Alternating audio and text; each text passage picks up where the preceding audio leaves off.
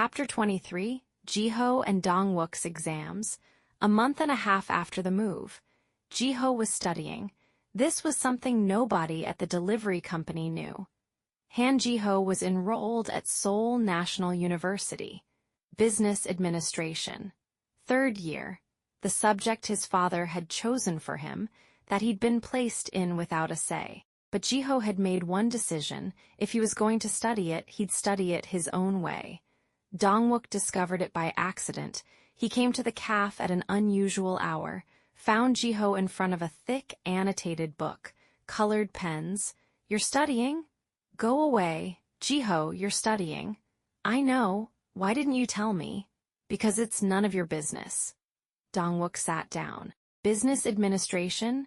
"Yes. For the café, for more than that. How long do you have?" 2 weeks. "How's it going?" "Badly." "The material?" "Risk management, the subject I hate most." Dong-wook said, "I took that course at university." Jiho looked up. "You?" "Studied economics for 2 years before I dropped out." Silence. "What do you want to understand?" Jiho pushed the book towards him.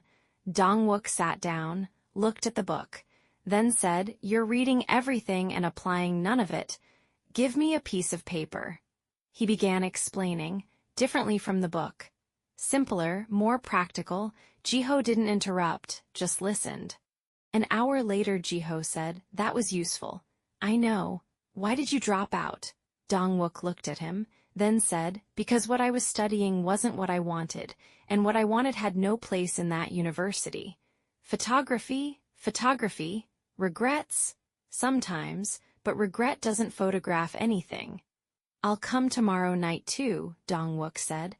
"I didn't ask, I know. But you need someone who can explain things like a human being, and I'm bored at home." "That's not a good reason. But it's the real one." Second week of exams. Jiho looked pale, sleeping less, eating on the run. Dong-wook arrived in the morning with a bag. He said, "Eat." "Now, 5 minutes only, eat." Jiho ate in silence. Dong-wook watched him. "Jiho." "What?" "You're trying to succeed at everything simultaneously. The problem is you'll break something, your mind or your body or the things you've been quietly building." Jiho met his eyes for a moment, then looked back down at his food, without a word. But Dong-wook knew the man had heard him, the day before the exam. Jiho climbed the stairs to check on a dripping tap, but the door was slightly open, and he heard Layan's voice. "Noora, Adam ate my share of the rice." Nora's voice, Adam, I didn't eat that much." "Much or any?" "Some." "Adam, I was hungry." "Layan ate half the tomatoes yesterday." "I don't even like tomatoes." "Then why did you eat them?" "Because they were looking at me in a sad way." Silence. Then Nora's voice, fighting not to laugh, "Tomatoes don't look at things." "These ones did." Jiho knocked. Nora opened the door. He fixed the tap in 2 minutes.